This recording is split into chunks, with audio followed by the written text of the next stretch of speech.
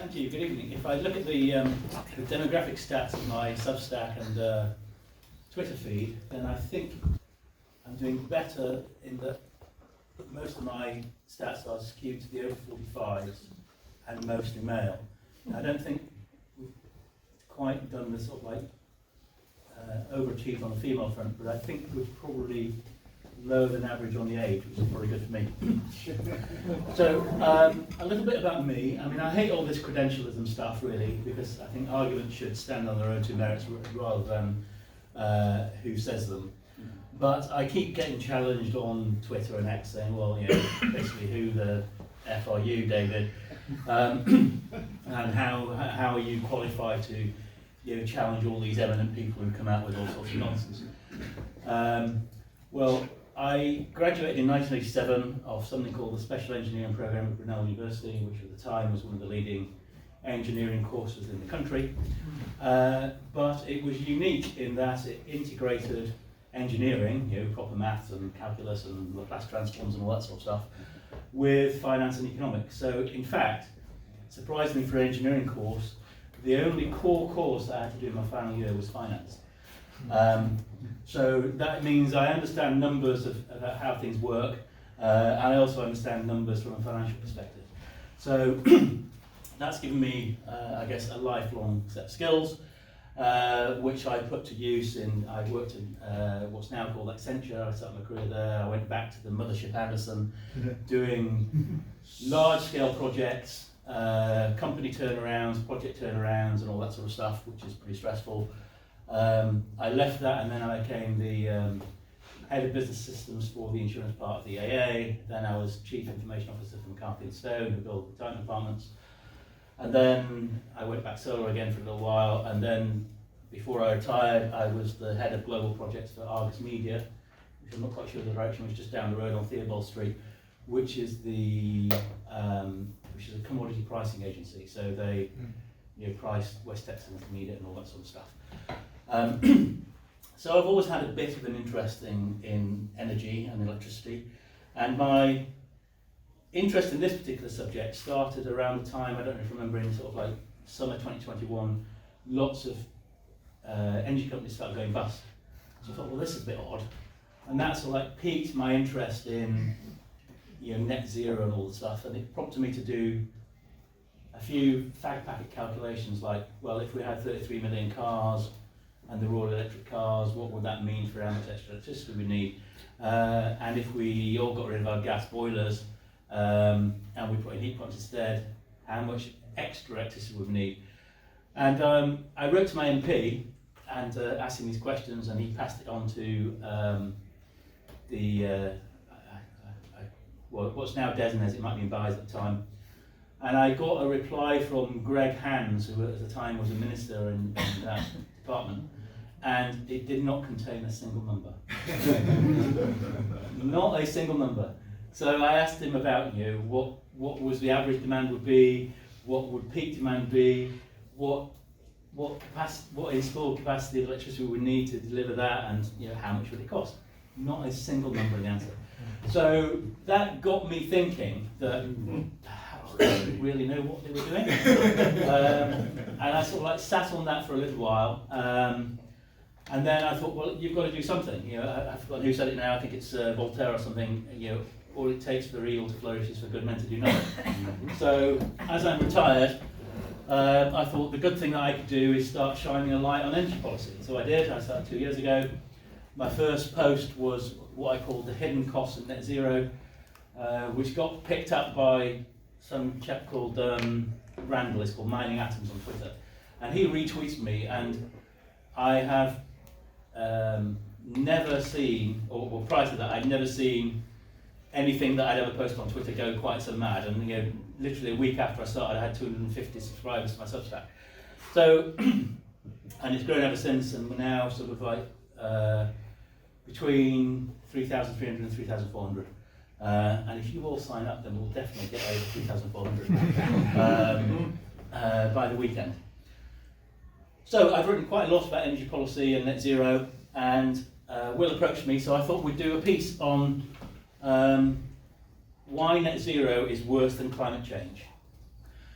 So, you might have seen last year Antonio Gutierrez, who's the head of the UN, I think, or something, or part of that, and he said we've entered the era of global boiling, which is more than hyperbolic. But it is certainly true that the Earth has warmed a bit since 1850. Now, the alarmist response to that is basically, well, if the Earth is warming, we must do net zero. In other words, the Earth is warming a little bit, so let's build more windmills. That's basically what it boils down to, without taking any of the intermediate logic steps to get to that conclusion and not challenging those decision points at all. This is what they call a mitigation strategy. So in the land of sort of like climate change policy wonks, they talk about adaptation, they talk about mitigation. And most of what we're doing is mitigation. And that calls for everyone to reduce their emissions of CO2 and other greenhouse gases in order to save the planet. Now, that can only work if two conditions are met. One is if CO2 is the only climate control knob. Now, hopefully you can see the chart on the side. That's taken from the IPCC's first report. Well, at the top there, that's in sort of like the million-year timescales, and you see temperatures fluctuate up and down. Sadly, it doesn't have a scale on there, which is odd. But anyway, temperatures move up and down. On a 10,000-year scale, it's moved up and down. There's something called the Holocene maximum. And on a 1,000-year scale, there's a medieval warm period. And the what was called the Little Ice Age in the sort of Middle Ages, so from about, I don't know, 1400 to probably about 1850. Now, during that time, although the measurements are difficult to do, CO2 levels were stable. But yet, temperature's gone up and down quite a lot. So that tells us that CO2 is not the only climate control knob, so to speak. So that condition isn't met. Secondly, mitigation can only work if everyone follows a strategy. But if you look at the chart there, the red line is world CO2 emissions, which you see have gone up dramatically and continue to go up. The latest data for 2023 shows that just the rise in global CO2 emissions were more than our total, more than the UK's total. And our emissions are basically trivial. I mean, they're a rounding error. They're 0.8% of the total. So whatever we do isn't going to make a difference. So not only is CO2 not the only climate control knob, unless everyone else does net zero, then it isn't going to work. And just an aside, again, we haven't got proper data for 2024 yet, but in 2023, the consumption of all three of oil, coal and gas reached record levels. So that condition is not there either. But these net zero policies are not benign. They have an impact. So if the government helpfully publishes data about international energy prices. It does two series. One is based on IEA data, which is countries in the International Energy Agency. It produces that annually. They come out about September time for the prior year. And then for twice a year, they publish data for the EU. So I've used the IEA ones, but the EU ones are pretty similar. And we have the highest international industrial electricity prices in the world. I chose not to put the domestic one on there, but that was highest too. Although we're a little, other countries are a bit closer to us. And our industrial electricity prices are 4 times those of the US and 2.6 times those of Korea in 2023. And essentially, because we've got very expensive energy, we've got what I call energy austerity or energy shortages. So the left-hand chart there is showing global primary energy consumption by source. Again, this is from ORWID and our world in data. I'm not making this stuff up. So since 1990, global energy consumption is up 72%. Our energy consumption is down 23%. As an aside, a little note there, the National Energy System Operator, or NESO, they produce something called FAIRS, or the Future Energy Scenarios, every year or so. And if you delve into the detail of their report and look in their data book, and then add population data from ONS and their projections out to 2050, depending on which of the fair scenarios you look at, broadly speaking, they want to halve per capita energy consumption by 2050, up from 2023 actually, the latest one is 2023. So not only is our energy consumption going down and population going up, they want to reduce per capita energy consumption by a factor of half. Now, there's a little bit of what you might call method in their madness, in that if you're driving a car and you've got petrol in it, then you might get a thermal efficiency of something like 25%, or 30, or probably a modern engine probably 30 or 35%. So, and quite a lot of that, of the energy in the petrol, goes out the exhaust pipe as waste heat. If you move to an electric vehicle, then the electric vehicle itself is more efficient. It's probably something like 90% efficient or something from the electricity coming over the transmission wires or whatever. So there's a bit of method in the madness, but they're not really allowing for any economic growth. They're not allowing for AI data centers.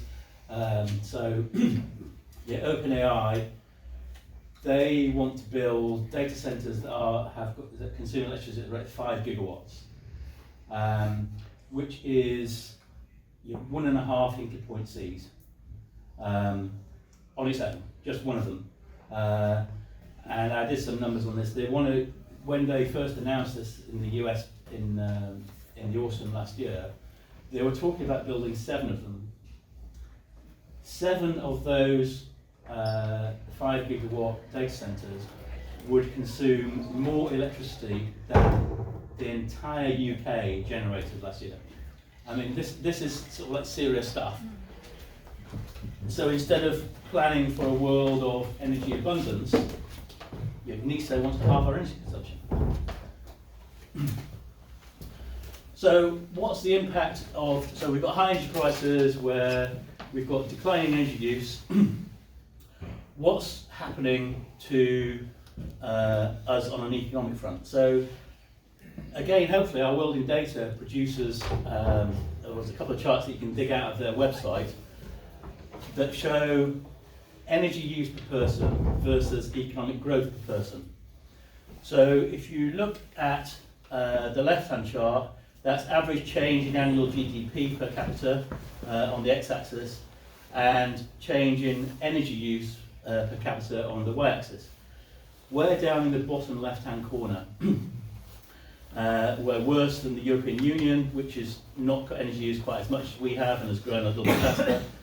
The United States has grown faster than us and hasn't cut energy use by anywhere near as much. And then if you look at the world is growing faster and is using energy more, using more energy. And then if you look at the fast-growing economies of India and China, they're growing really quickly, and their energy use is going up considerably. Just as an aside, I looked at this data, and if you take our our energy use per capita and halve it, that takes us to countries like Brazil, Mexico, Uzbekistan, and so on. So you're almost deliberately, and where they are today, not where they will be in 2050. So in essence, we're proposing that we make ourselves a third world country in terms of energy use. Similarly, there's a similar pattern with cutting CO2 emissions. We've cut our CO2 emissions dramatically, and our growth is basically negligible. And other much larger countries have grown their CO2 emissions and grown their economy. So, in essence, expensive, scarce energy makes us poorer. Now, everyone can go on our World in Data and produce those charts, obviously they're quite damaging to the net zero agenda. So in order to support the whole renewables agenda of we must build more windmills, we must have more solar panels, blah, blah, blah, blah, a series of myths have been, I'll call them myths, to be generous, have been promulgated, such as renewables are cheap, net zero will create jobs and growth, renewables will improve energy security, and renewables are green and kind to the environment. I put it to you that none of those things are true.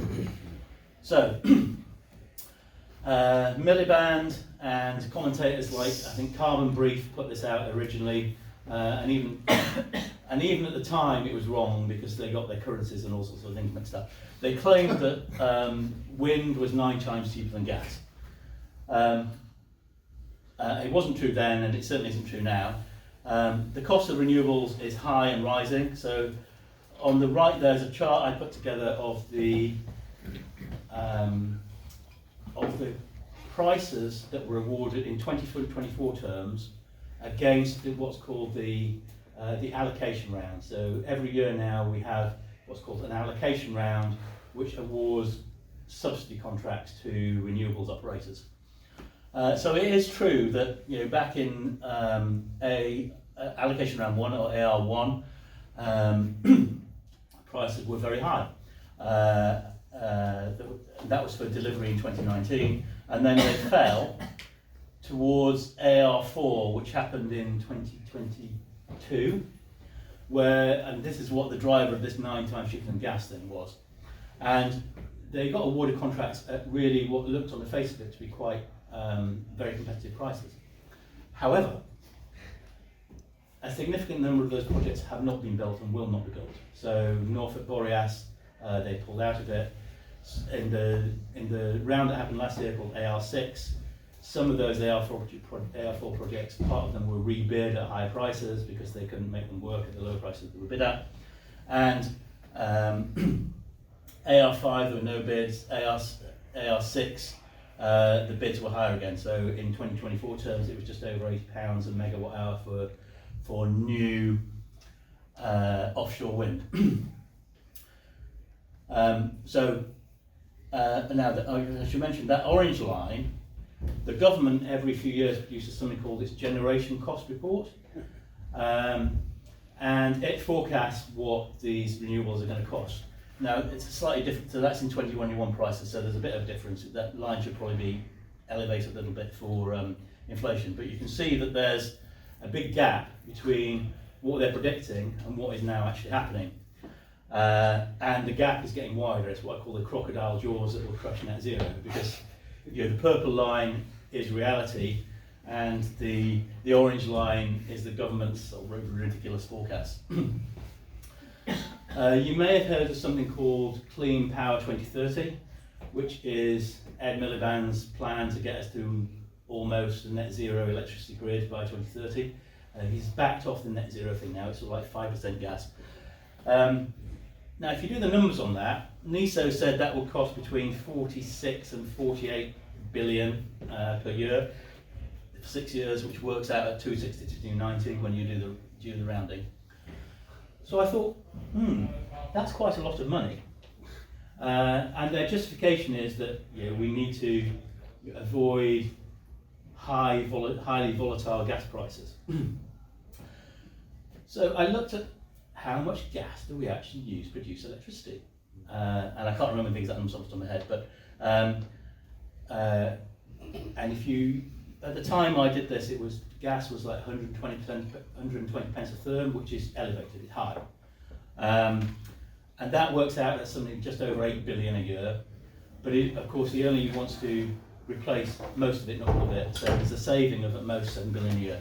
So he wants to spend in 6 years 260 to 290 to save what can be at most 7 billion a year. Now, I haven't put this chart up there, but that 260 to 290, that doesn't include cost of capital, it doesn't include the operation and maintenance costs. So if you plug in realistic estimates of those numbers, gas prices would have to rise 5-fold and stay there for the next 25 years in order for that to break even on a cash basis. It's absolutely ridiculous. And then just to sort of like illustrate a bit on subsidies. So there are 3 subsidy regimes. One's called renewable obligation certificates. That's sort of like old. It was sort of like, there's no new ones come out since about 2017, but it still costs us over 7 billion a year. The other one is something called feed-in tariffs, or FITs. They're again old. Put my hand up and admit, I have got solar panels on my roof at home, which was installed in 2010. That I get paid a feed-in tariff, and I actually get paid over £700 per megawatt now. But I produce probably 1 and a bit megawatt hours a year here. So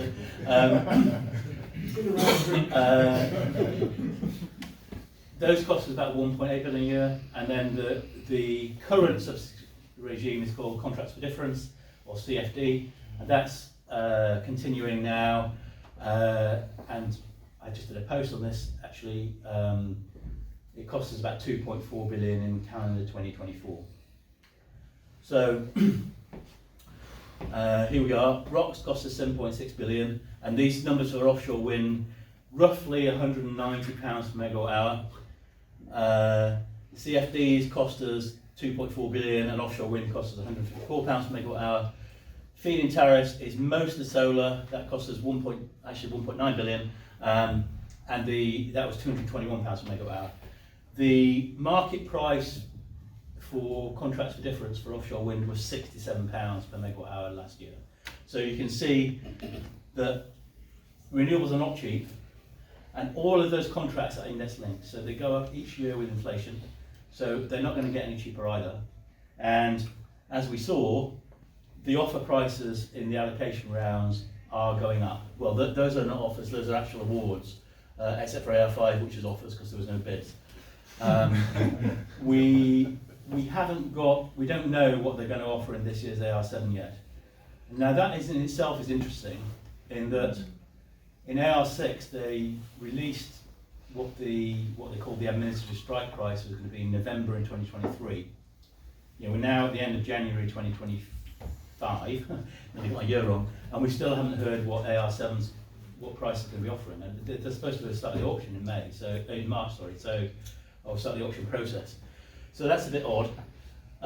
But the cost of the subsidies is not the only thing that we pay for renewables. So they're all intermittent. So of course, when the wind doesn't blow, then we need to have backup. That's called the capacity market.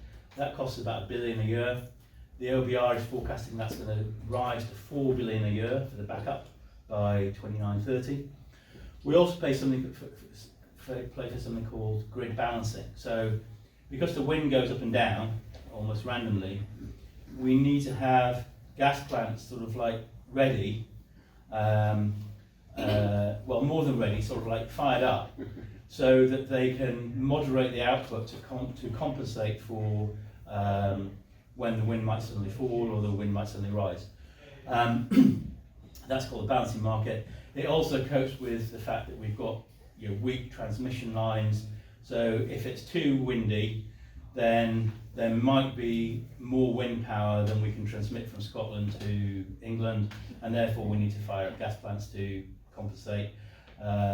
Or it may just be, or they may fail, and then we need to fire up the gas plants to, all sorts of things. So that's the balancing market. That's just £2.5 billion. So in total, we're talking 14.5 billion for the cost of renewables. The other thing we have to pay for is the extra grid capacity. So in the old grid, we had relatively few concentrated power stations, and the transmission network has been there for decades. Now we're building offshore wind farms, off the coast of Shetland or off the coast of East Anglia or Eastern England or whatever. And of course they're miles away from any source of demand. So we need to build a transmission network to get there. So if you look closely at the electricity bill or at the Ofgem's price cap, you'll see that network costs has grown considerably over the past few years because they're having to do this extra investment in the grid. And the National Grid have made two announcements. that call for a total of 112 billion of new spending on the grid from when they did it was like 2023, I think, out to 2035. So it's roughly 10 billion a year. And if you just think of the cost of capital of that and the operation and maintenance cost, that's probably the order of 10 or 11 billion a year, which will go on top of the subsidies, which is a huge amount, which will be added to all of our bills. So hopefully I've nailed the myth that renewables are cheap. So David, just on those megawatt hour prices, how do they compare to the non-renewable? Is that on there? It's slightly more complicated than this, but broadly speaking, that market price is the average for what gas would be. So as a lot of the sort of renewables say, oh well, renewables are tied to the price of gas. There's something called each day the low carbon contract company shows for each of the generators, it shows the weighted average market price for the day, which is usually set by gas. It's a little bit more complicated than that, so if there's a lot of wind, it would tend to push that down a little bit. But broadly speaking, that's the average gas price over the course of the year. Today, the average gas-fired gas price is probably about 90 or 95, because currently gas prices are much more expensive. So as you say, they're about 120p a therm, whereas in the sort of like the spring of last year, they were down to about 60. They were down to what would have been considered, the top end of what would have been considered normal price of the energy crisis. They fluctuate between say 40 and 60p a therm between say 2010 and 2021, something like that, which translates into, so that pence per therm translates into a price per megawatt hour. That includes a carbon tax on the gas-fired power as well, which is probably of the order of 14 or 15 pounds per megawatt hour. So what is that as a percentage of the cost of gas going down to the carbon price? Tax. Sorry. It varies because the gas price is variable and the carbon tax is variable too, but not in the same way as the gas price is. So you can't quite give a. So in today's prices, it's probably sort of like 12-ish%, something like that. Okay. I'm sorry. Do you know what percentage of renewables are contracted into these types of subsidy schemes? Because I know at least at the beginning, the idea was that they were in place to sort of for the period while the cost of these came down, and then people would finance them on a merchant basis. I think with solar that has happened. With wind, I'm not sure. I think not at all. Maybe. I would say almost. There's probably an exception that proves the rule, but I would say almost all of the wind is under some sort of subsidy. There's not much solar under CFDs at the moment. I think there's 2 or 3 active CFDs. There's a lot in the pipeline.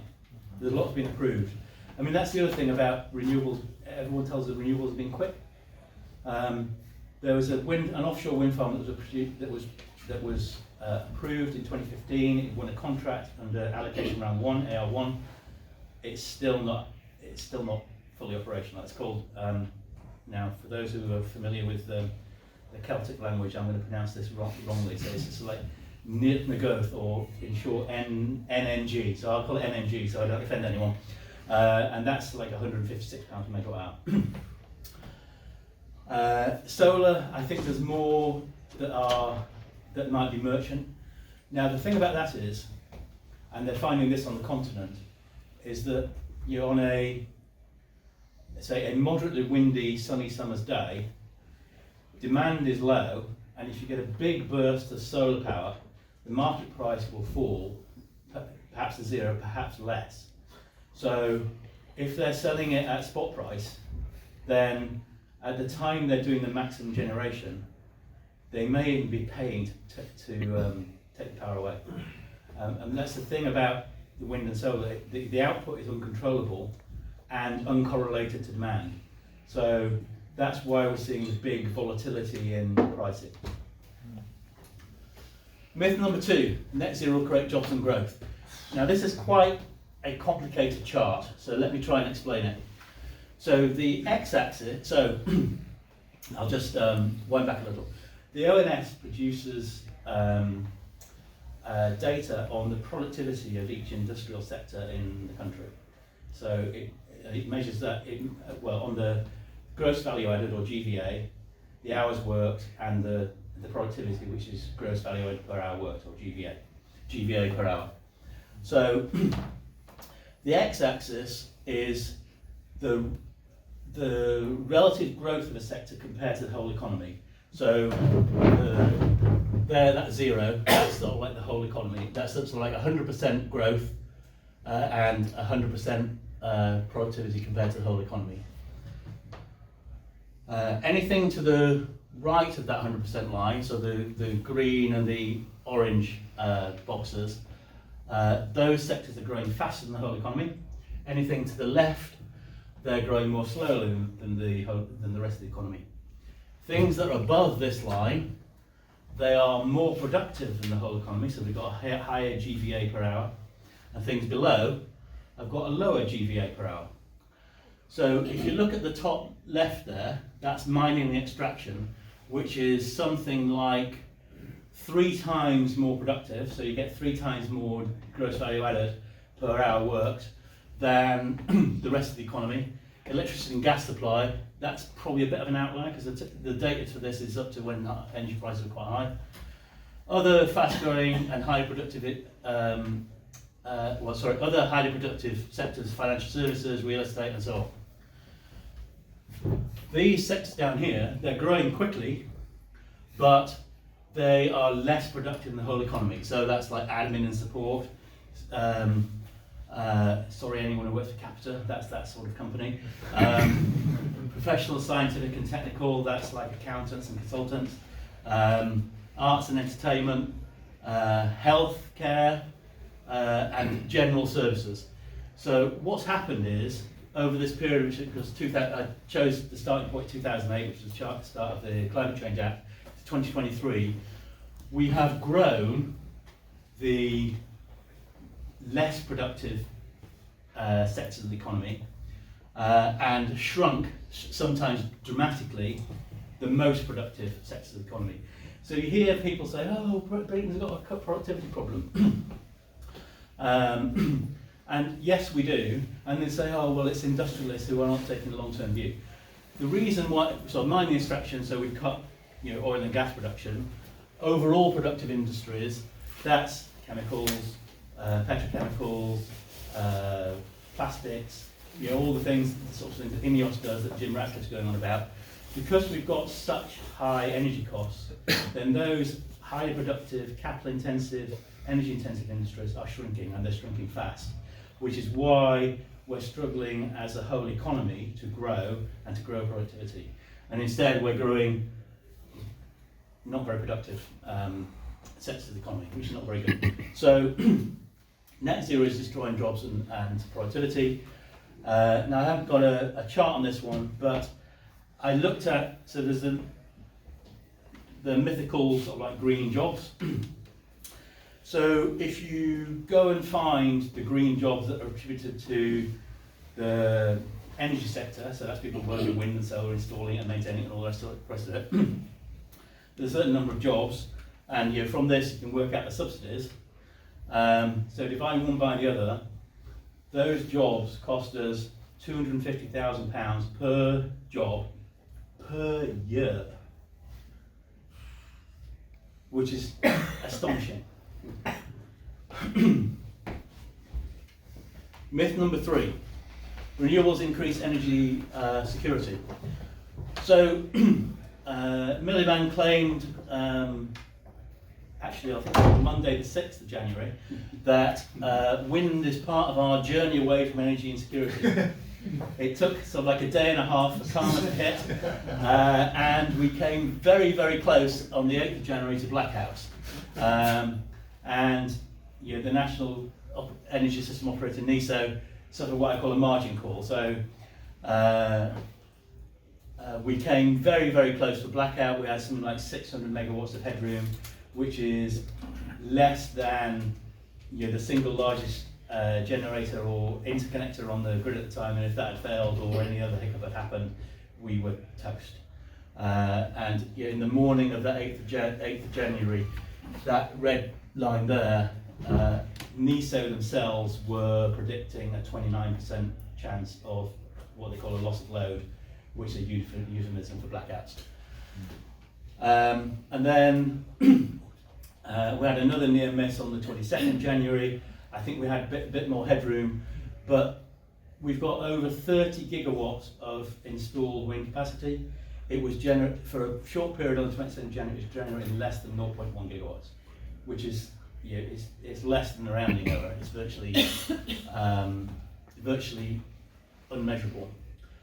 Now, of course, there's quite a lot being made about solar power at the moment, and somehow, miraculously, that after years of waiting, Del Vince has had a massive solar farm approved, which of course has absolutely nothing to do with interconnecting 5 million to the Labour Party at all. But solar can never provide any sort of energy security, because our demand is highest on winter evenings, and guess what? The sun's set, it's dark. We're not going to get anything from solar power. We might get a tiny amount of lunar power if it happens to be a clear night, and we get a bit of reflected sunlight from the moon. And finally, we can't rely on interconnectors. Part of the reason why we had that near miss on the 8th of January is that the interconnector to the Dutch is actually out at the moment. We can't get anything from it. And part of the reason why we narrowly avoided the blackout is the one to Denmark called the Viking link. That's got something like a 1.4 gigawatt capacity, and half of it was out. And they managed to sort of like twist the arm of the Danes to sort of like bring it back for literally a short period, which just sort of like tide us over. So essentially relying on interconnectors is the same as, it's essentially relying upon the kindness of strangers. And that's going to get worse as the continent of Europe pushes more towards intermittent renewables too. So we tend to get wind at the same time, and we tend to have wind droughts at the same time, because we get a big high pressure over the North Sea, and lo and behold, Denmark hasn't got any wind, and Belgium hasn't got any wind, and the Netherlands hasn't got any wind. And not only that, the Norwegians, who've got quite a reliable energy system, much of it's hydro, they're starting to get uptight about the fact that when Europe as a whole is short of energy, even though they've got plenty for themselves, their energy prices rise because they're sending as much as they can down the interconnectors. And their parliament is starting to get uptight about that. So we can't necessarily rely on that being there for much longer. Myth number 4, renewables are green. So this isn't just, I don't want to just necessarily attack Miliband, because actually most of the mess that we're in was created by the Tory government, who were certainly in power since 2010. So they created much of the mess. It's just that Miliband is intent on making the mess worse even quite faster. They refer to clean green energy. Now, lots of people have done studies on this. I've looked at something from the UNECE, there's something called the Breakthrough Institute. There are other people who have looked at this. This chart is actually from the Breakthrough Institute. And on the far left there, that's an AP1000, which is a nuclear reactor. That's its mineral intensity, which is like 600 kilograms of minerals per gigawatt hour produced.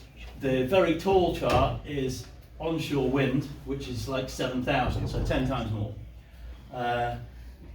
And that's their raw chart.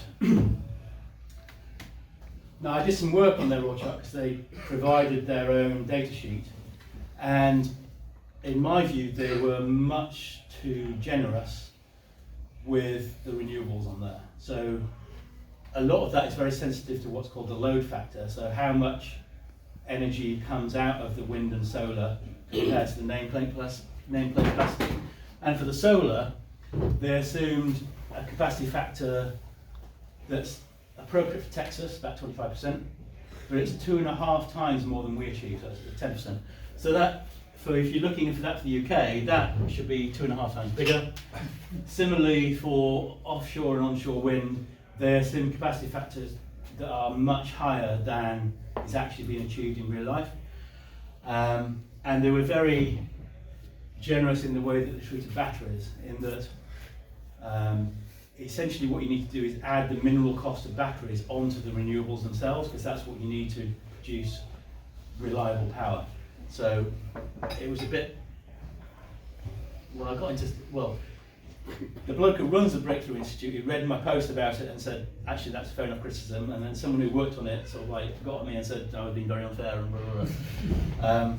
But the point of that is that these things use lots of minerals, copper, cobalt, rare earth minerals and magnets and all the rest of it, which need mines, and which are a scar on the landscape.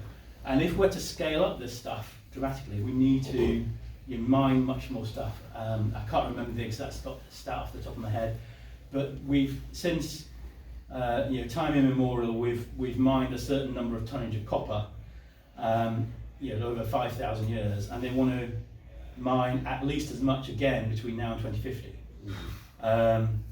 which is difficult. There's a chap who's done some work on this. So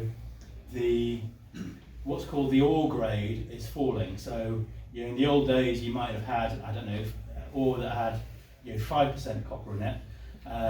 So it was relatively easy to grind up the rock and extract the copper bits and refine it and so on.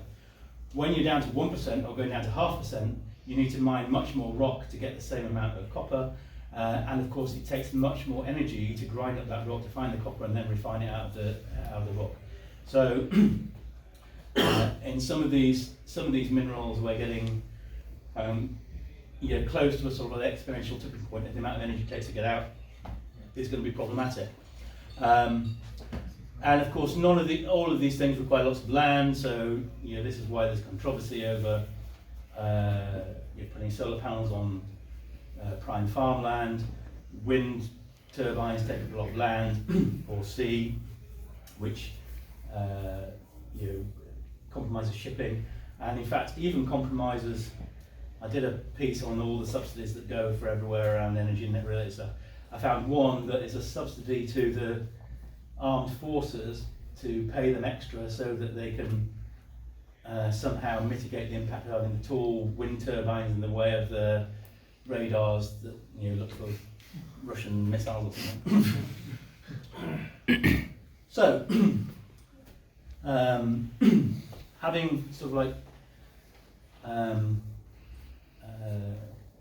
taken apart the myths about renewable energy, let's talk about a bit what the alternative might be. So my contention would be that adaptation is a far superior strategy. So let's look at a few metrics. So this is looking at death rates from national disasters. This looks at not just weather-related stuff, but other things as well. But the big things are like droughts and floods and storms. And this is decadal death rates from natural disasters. And we're down in the 100 years from the 2020s, we're down by a factor of at least 10. So we're doing all right.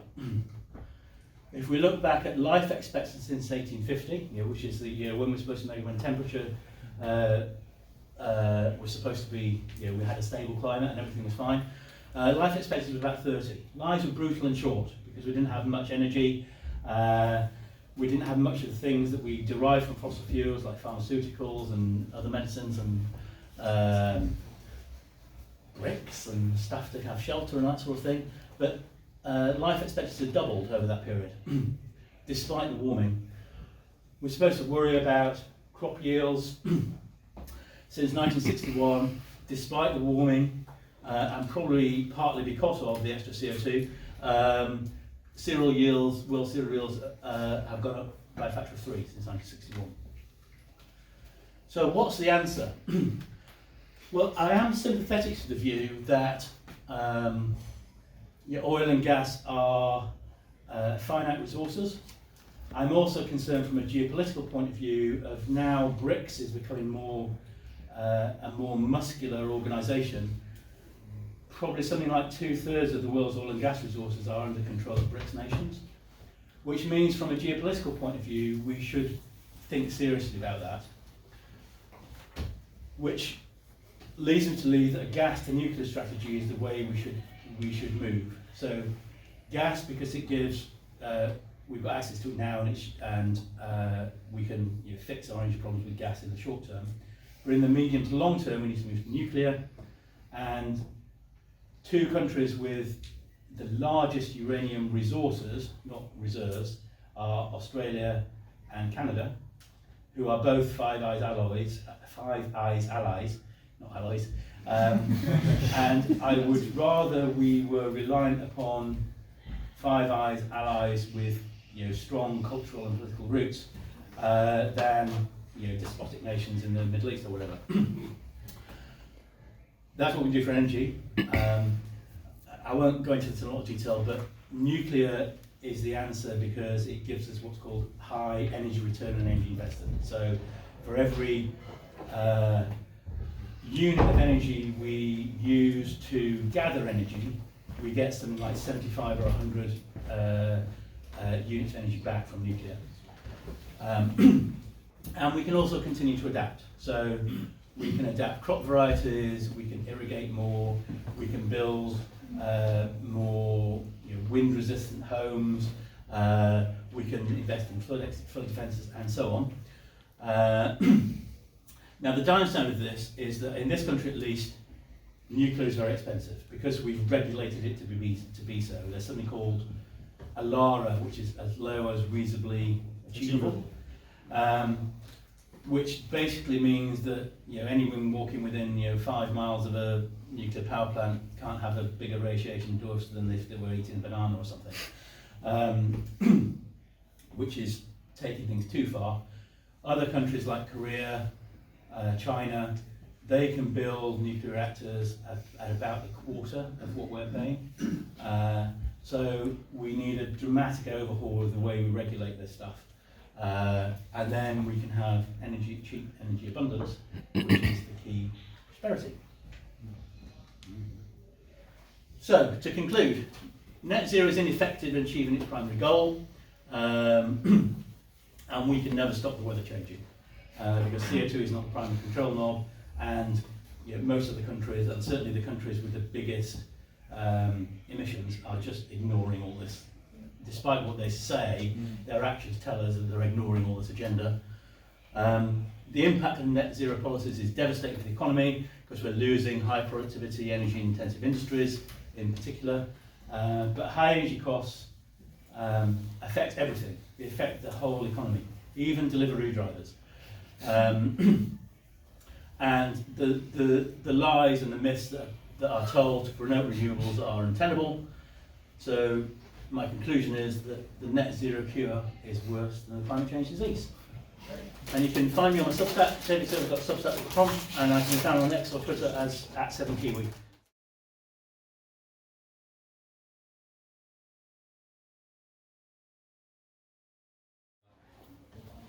I suppose the broader question is, do you think there are workable ways to reduce human-caused climate change, or do you think in all strategies, like a nuclear strategy or anything, or offsetting, whatever, or geoengineering, like the costs are always going to outweigh the benefit? Well, I like to work off detailed evidence before giving that sort of answer, but I would need some convincing that I would trust someone like Bill Gates to start putting particulates in the atmosphere to stop the sun sort of like heating the planet as much as it might otherwise do. I mean, what could possibly go wrong? Not with ice ages. Ice ages, crop failures. I mean, when we had when I think it's Mount Tambora went up in 1815, I think it is. Yeah. The year after that, we had something called the year without the summer, because it just put so much stuff into the atmosphere, and there were crop failures and famine, and people died. So, in that sense, I would rather just let the world do what it does naturally, and then we cope with it. Because generally speaking, on these sort of wild and wacky utopian schemes, the law of unintended consequences kicks in quite harshly.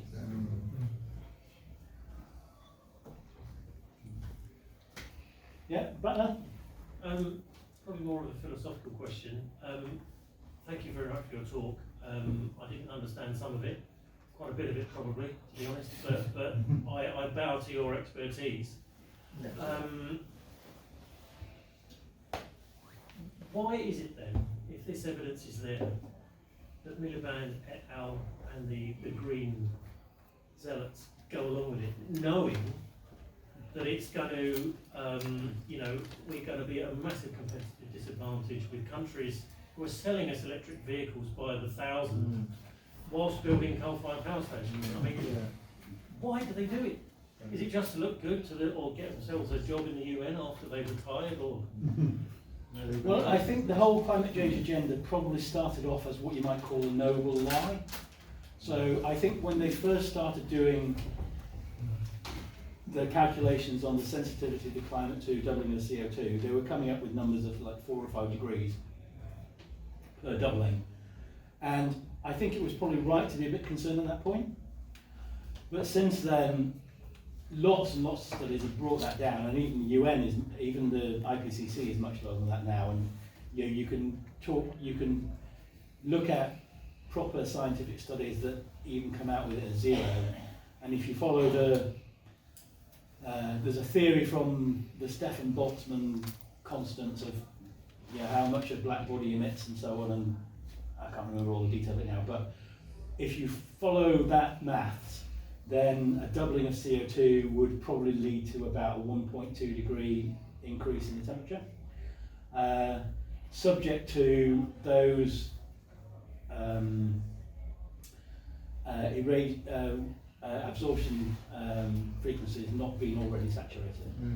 So I can imagine that it was a sort of like a noble lie to start with, and then as those estimates of what temperature change happens on a doubling of CO2 change, they didn't change the narrative, and you can see all sorts of people from the UN and all sorts of things saying, actually, admitting it's not really about climate change, it's about changing the whole organisation of the economy.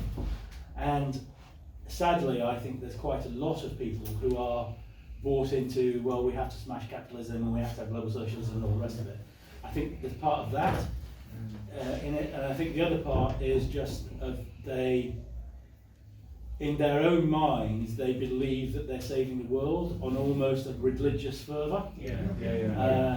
And there's two sort of like truisms. One is it's very difficult to rationally argue someone out of a position that they didn't rationally get themselves into. And the other one is it's very difficult to convince someone to change their mind, to understand something when their salary depends on not understanding it. And I think there's those two factors at play. I think Miliband is just a zealot. I mean, he's almost like a. I remember when I was younger, there used to be people sort of like walk up and down Oxford Street with their sandwich boards on saying the end of the world is nigh. And then we used to laugh at them, and now somehow something's changed in the zeitgeist of society that we take them far more seriously than we should. Right. Yeah. This follows on from what this hang on, chap may I said. just ask this lady, because I know she's going to get a train soon, and if I don't let her ask a question, she might miss it. What do you say to the people who say that the elixir and the answer to all this, the feast and famine, is battery storage, and this is round the corner, which it seems to have been round the corner for 2 years now? So. Much longer than 2 years. 200 years. The answer is that it's just too expensive. Yeah. So the Royal Society did a report in 2023 called something on long-term storage, and they came up with the idea of hydrogen because batteries are too expensive. Now, if you work through their maths and translate that into batteries, so they said to meet just 570 terawatt hours of annual demand of electricity, because we can sometimes suffer back-to-back low wind years, in electrical terms, we need 67 terawatt hours of battery storage, which would probably cost about 6.7 trillion, which roughly speaking is 3 times GDP. it's just crazy. And even if they came down by a factor of 10, 670 billion is still too expensive. And they will last 10 years. And there isn't and they only last 10 years, and they probably wouldn't hold the charge for as long as they needed to. And we don't have the manufacturing capacity to build them, and we don't have and we haven't discovered the minerals to make them either. And where would you put them all? And where do you put them all? And then what happens when they burn down, like in California? So is hydrogen a storage option? No.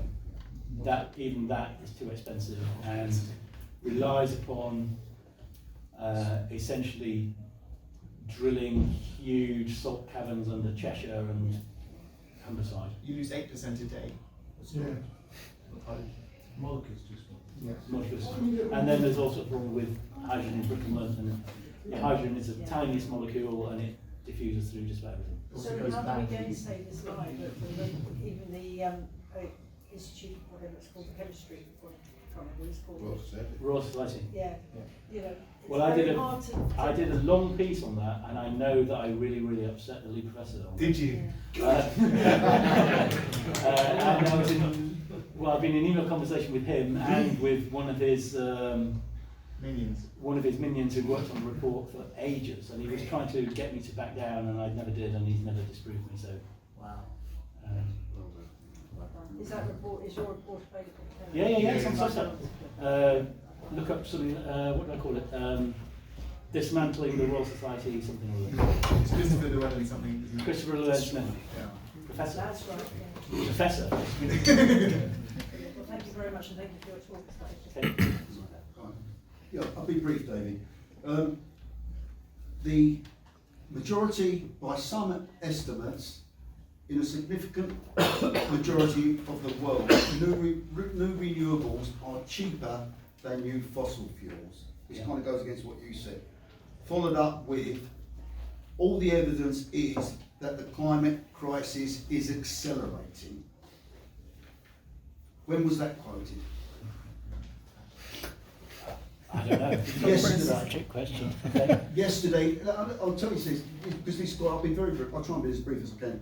That was something called the Climate Audit Committee in Parliament. Both those quotes were from Ed Miliband. They're both blatant lies, cannot be proven.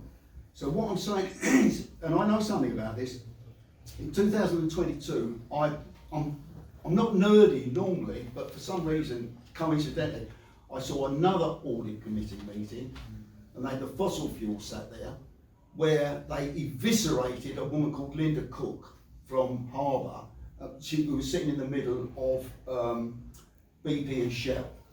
She's now taken that company out of Britain, and it's the biggest producer in this country, domestic producer. So what I'm saying is, where I'm angry, and why I've come along tonight, is we've got Just Stop Oil, but no, there's no real Just Stop Ed. He's stood there today, yesterday. He sat there with his arm folded, with his nasal twang and all of this. So get petrol. And he just lied after lie. And the thing is, you mentioned the carbon briefly, the 9 times cheaper. They're still there. It's still alive. It hasn't been killed stone dead.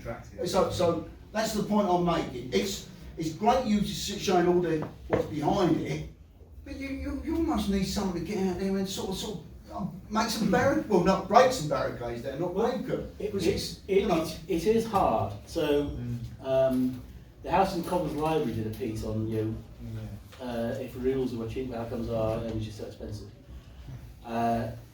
And I've written to them. I did a piece on it. A friend of mine wrote to them and did a piece on it to try to get them to change it and retract it. And they made one change to the headline, sort of like 3 months after they published it, of course nobody noticed. So they're now sort of almost technically correct, but no, unless you are really familiar with it, you won't notice the subtle change of emphasis. So that's difficult. And what they relied upon is that, you remember I did a slide there and I had the government's generation cost report. That's where a lot of this comes from. That and mixing up what's called marginal cost with the full cost. And it's hard because when you've got something like the Commons Library, who the MPs rely on, essentially promulgating untruths, shall we say? Yeah. And then when you point it out to them and show them all the data, they still won't. They made a couple of tweaks, but I think I actually tried to get through FOI who had actually advised them on it, and I suspect it was Carbon Brief, but just because of the charts they use and the language they use. But they wouldn't tell me. And they're not retracting it. But what I'm doing is trying to just promote an alternative view. There are others doing it too. Ben Pyle, I don't know if he's got a Substack, he's active on Twitter. Steve Loftus, Andrew Montford at Net Zero Watch. Yeah. And it's getting through talking to some of those people. Yeah, but the other stuff's got through before. I know that my Twitter engagement is going through the roof at the moment. The rate of getting new subscribers to the Substack is rising, and the engagement to the post is rising. So it feels as though the pushback is growing, and I think we're going in the right. Well, the pushback is going in the right direction. I'm not sure yet we're turning the tide, but it feels like it's close to some sort of tide turning. Because one of those Commons appearances that Miliband did, he had to give a whole speech about being in a big fight. Exactly. Which leads me to believe he's starting to feel heat. And I think Dan Hodges did a piece in the last week or so in the Mail where he was quoting cabinet ministers that were basically briefing against Miliband. So if the Labour government itself is briefing against Miliband, then... Did you see the Tim Shipman quote? He did turn of the new year, he wrote something saying the problem with this government is they're not very experienced, except for Miliband. But he also quoted that another cabinet colleague said, but the problem is he's the one cabinet minister that we don't want to be successful if we win in the next election. So if his cabinet colleagues are saying that, yeah, kind of useful.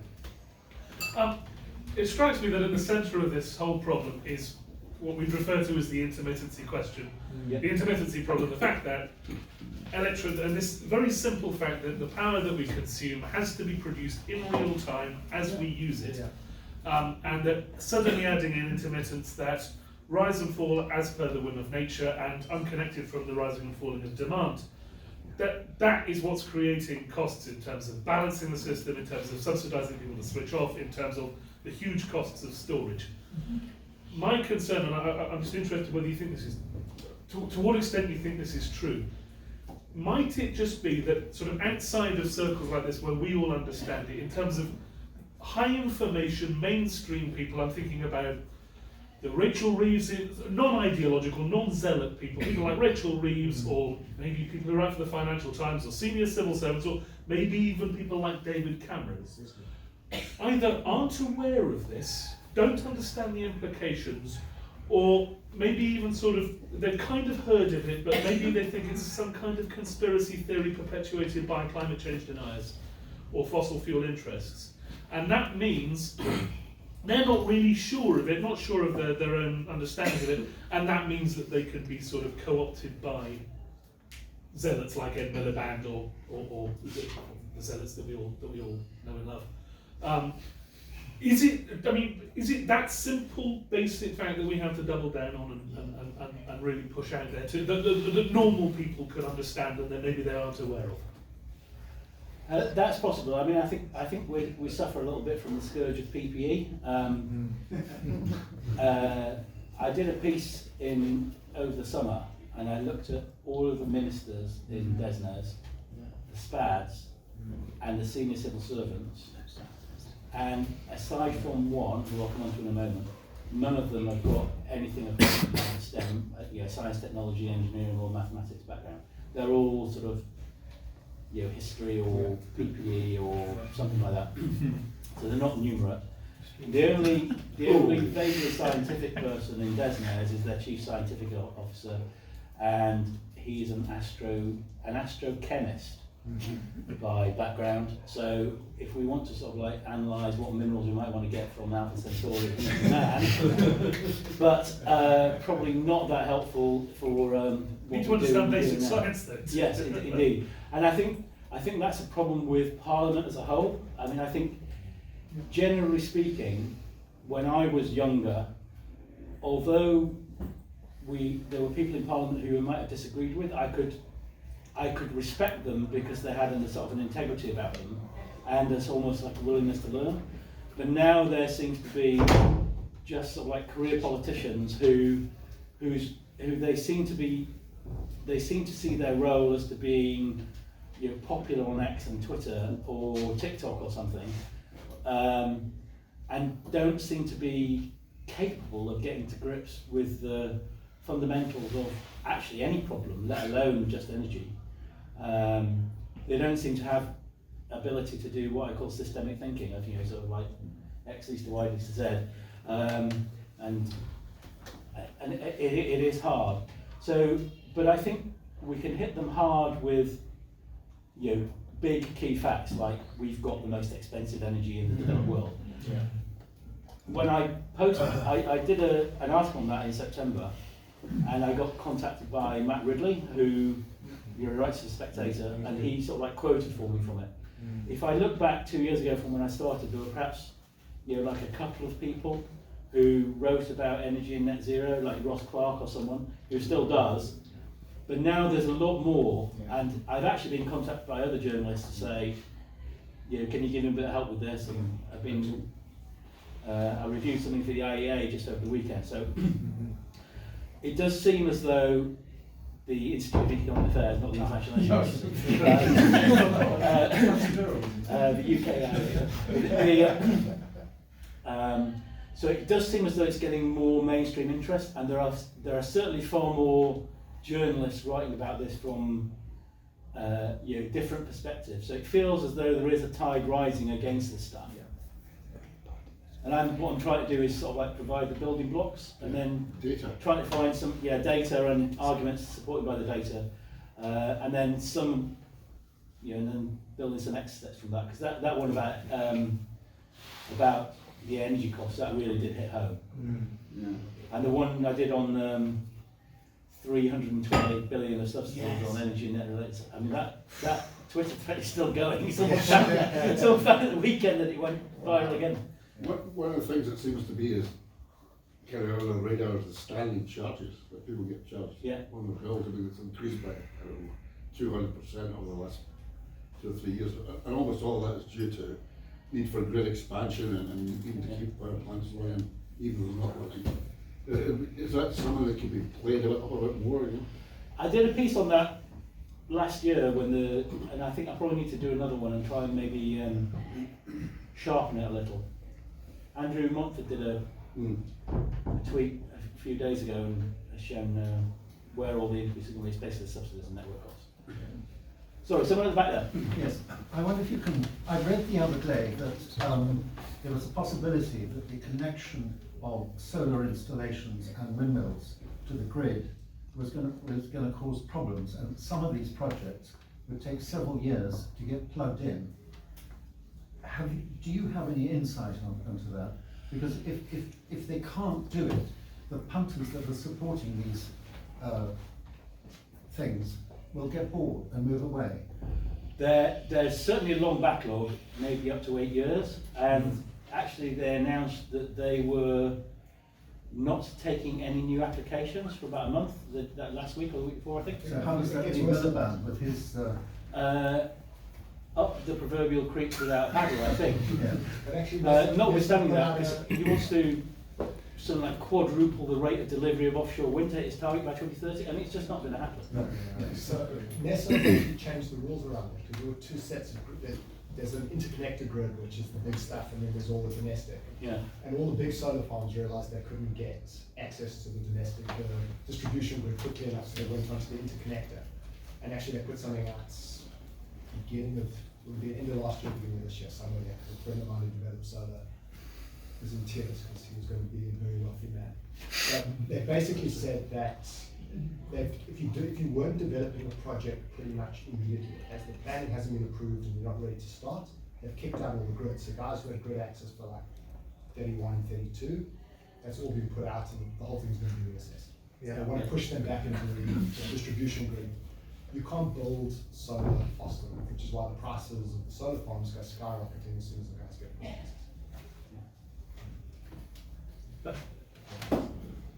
Yeah, back there with the glasses. Me? Yep. Oh, right. Oh, yeah, Latimer, sorry. Oh, yeah, hello. I didn't recognise you with your hat off. It's one of my trademarks.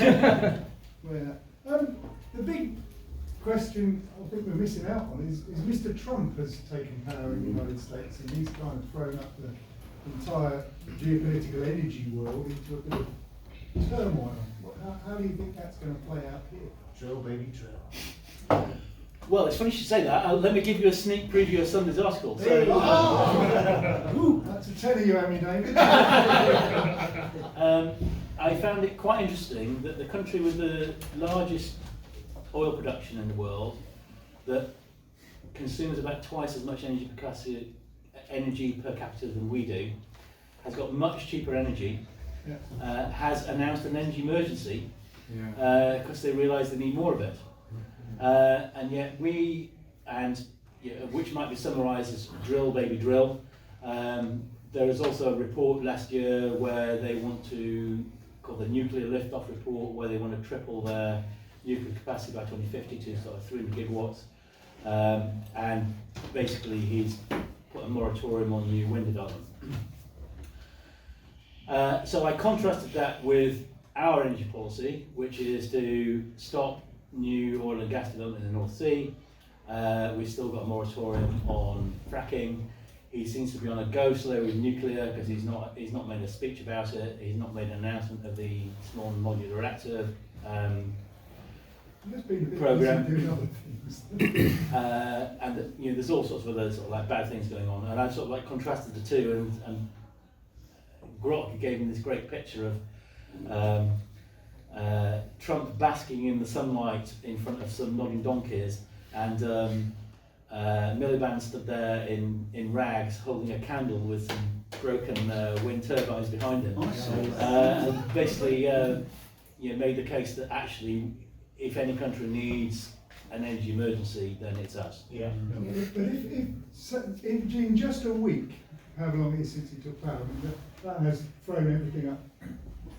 Seems to me that in 6 months' time, those whole sort of world powers, the first things people are going to say, if the United States don't give a shit about net zero and emissions, and China doesn't give a, there's going to be the big question that says, why are we doing any of this stuff at all? Yes, indeed. We are ploughing our own field. And I think I've got a feeling that message is getting through to the general public, because Martin Lewis did a poll on Twitter a few days ago.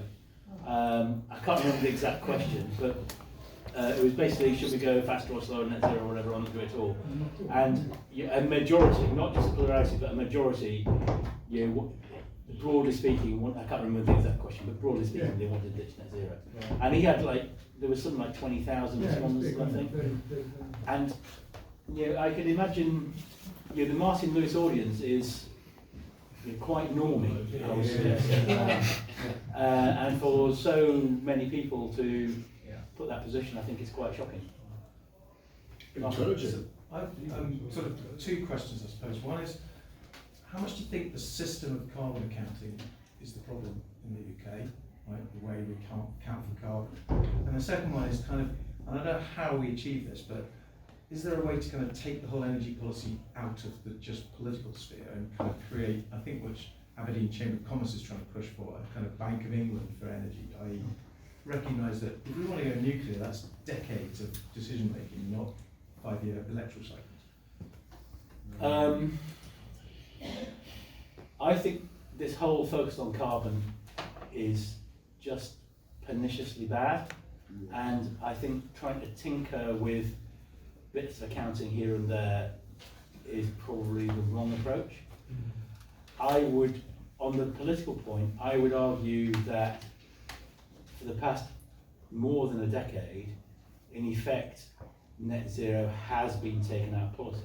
Because Cameron, Miliband, when he was Labour leader, and Clegg, they signed essentially a declaration that said they basically agreed with all this stuff, which took that out of politics altogether because they basically just agreed.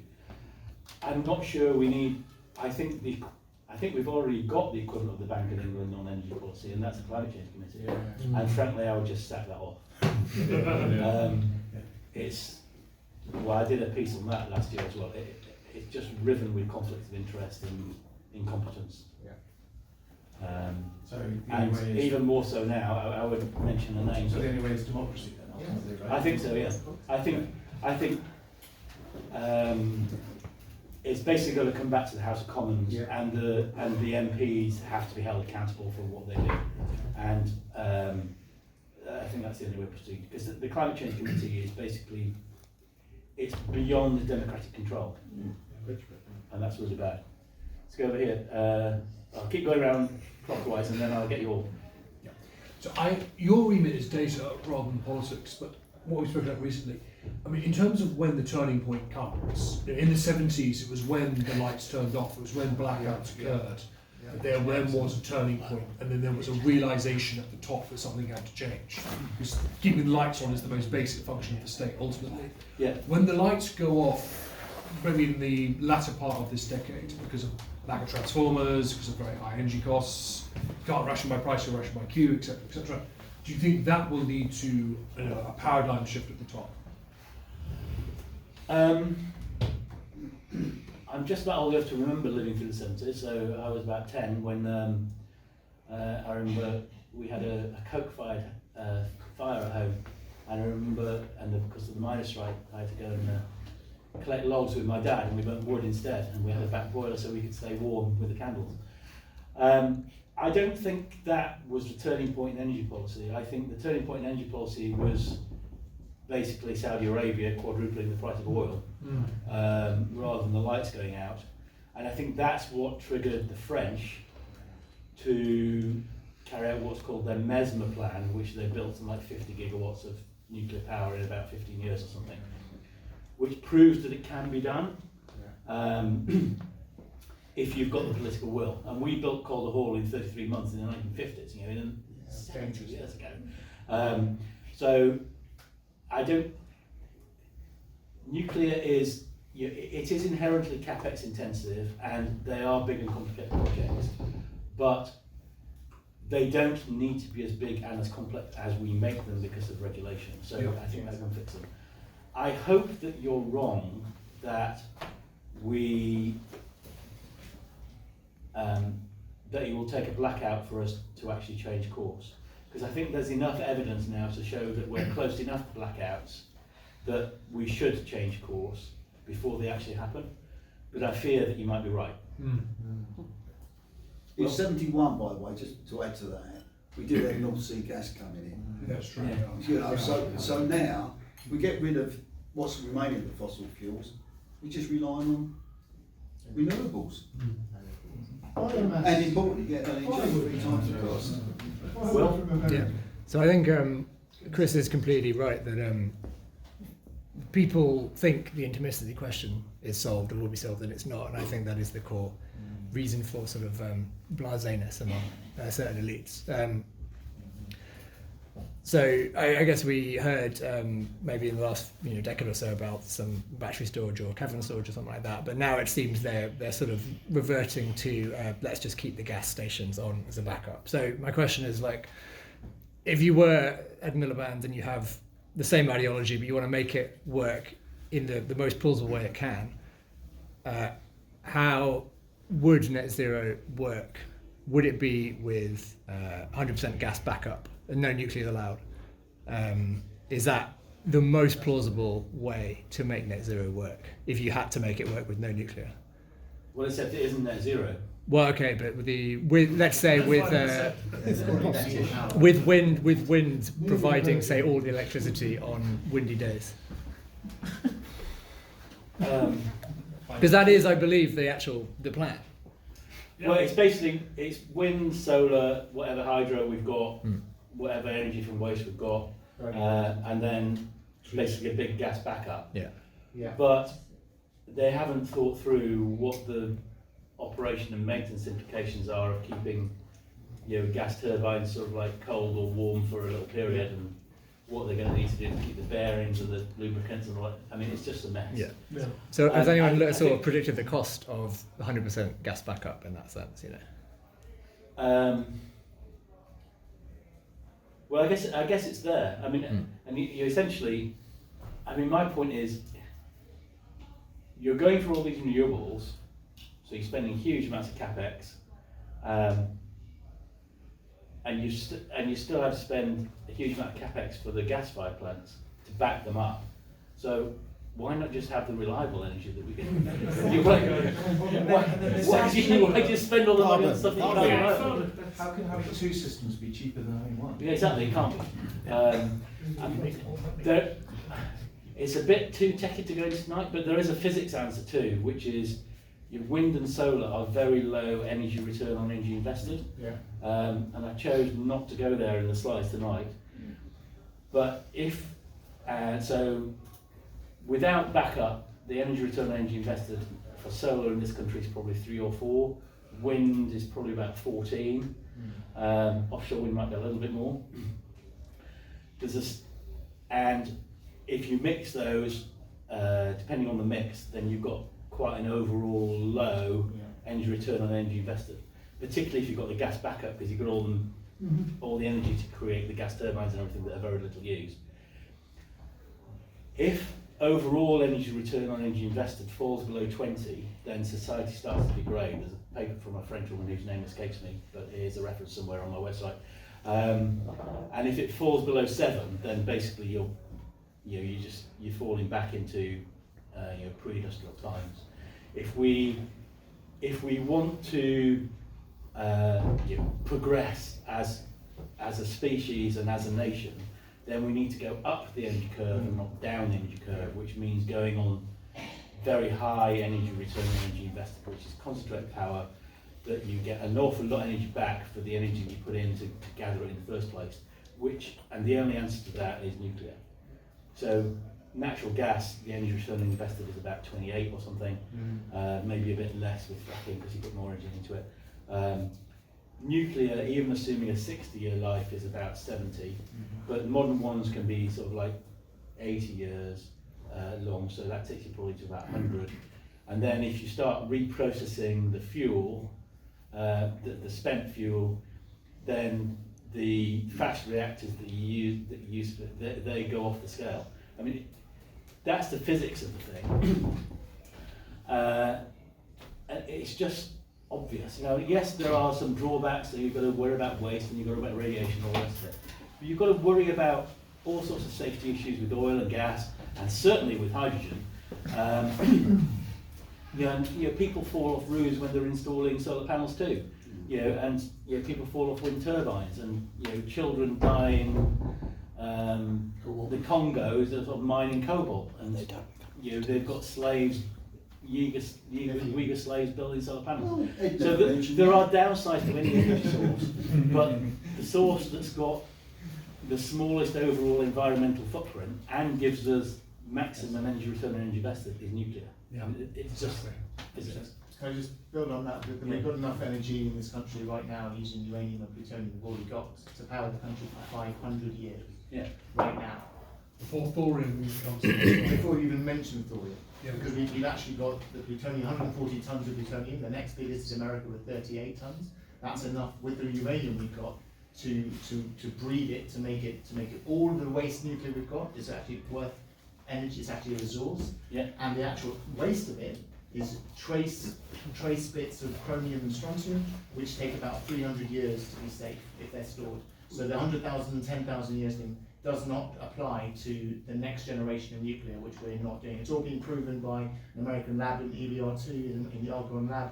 They proved it works. They can prove that if you cut the energy, they cut the electricity, it shuts down on its own quietly in 5 minutes. And if you cut the coolant, it does the same thing. It's all proved, it's all there, we just haven't done it. This is a question on related to what could be called English insularity. So just a couple of weeks ago, or less than 2 weeks ago, Ursula von der Leyen's own party in the European Parliament have already started backtracking on the green stuff, asking for policies going back to pre-2019 and so on.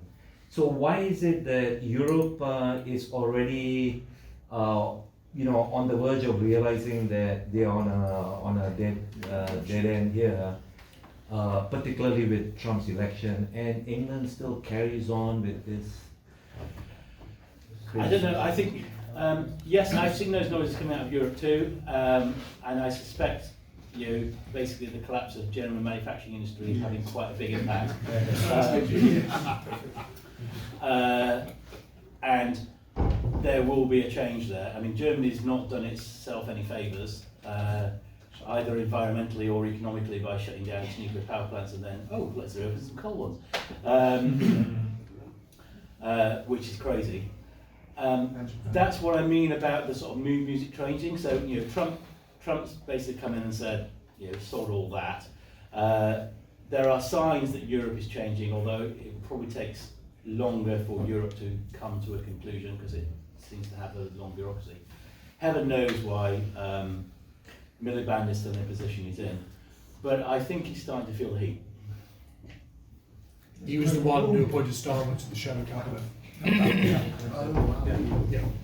Most of the shadow cabinet relying on him for the safest parliamentary seat, the best parliamentary seat because it's achieved. I'm just wondering, just as it seems to me that big money promoted this nonsense to do with net zero, and maybe it could be argued that it was the City of London and Wall Street's redemption project after 2008, and it enabled through ESG people like BlackRock to make an enormous amount of money.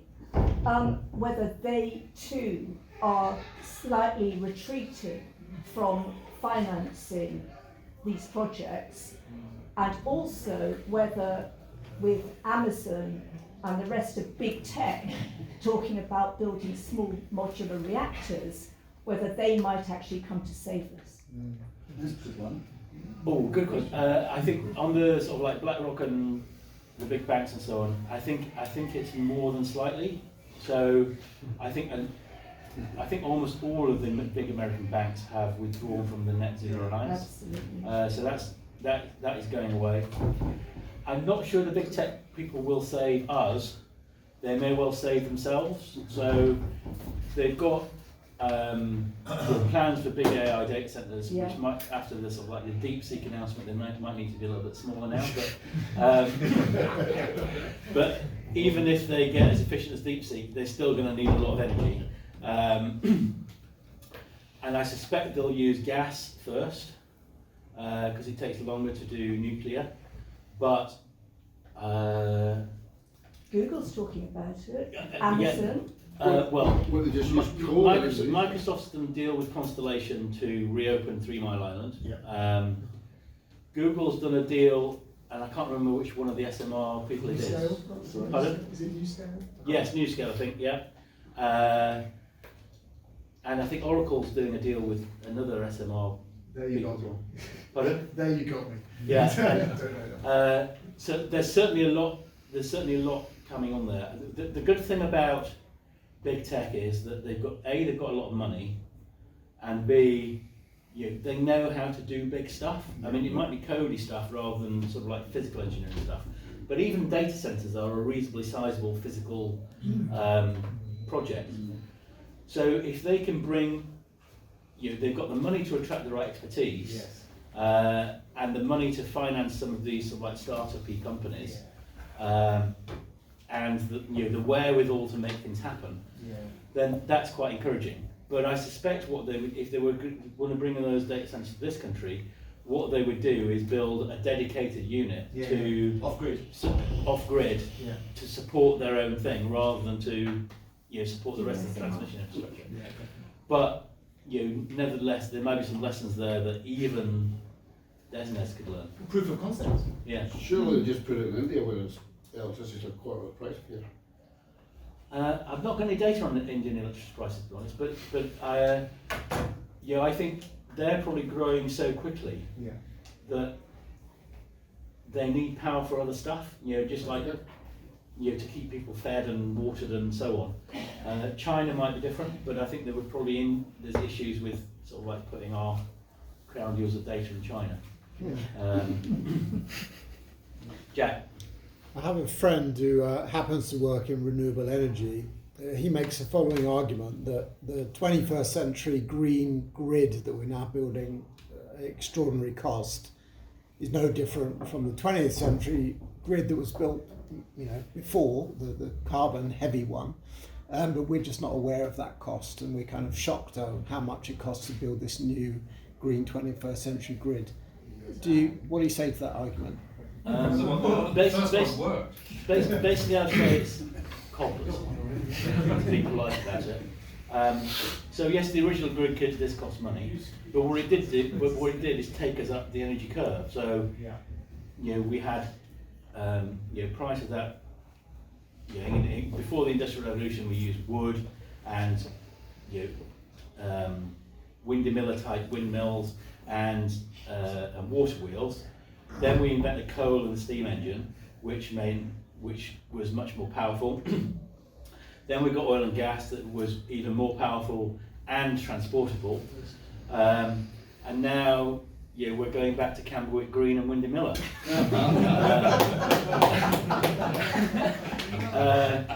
Which is less concentrated energy, which needs more grid capacity per unit of energy we get out. So it's actually going backwards. And it's taking us down the energy curve because we get less energy out for the energy we put in to generate energy. Thanks very much. Good, enjoyed that.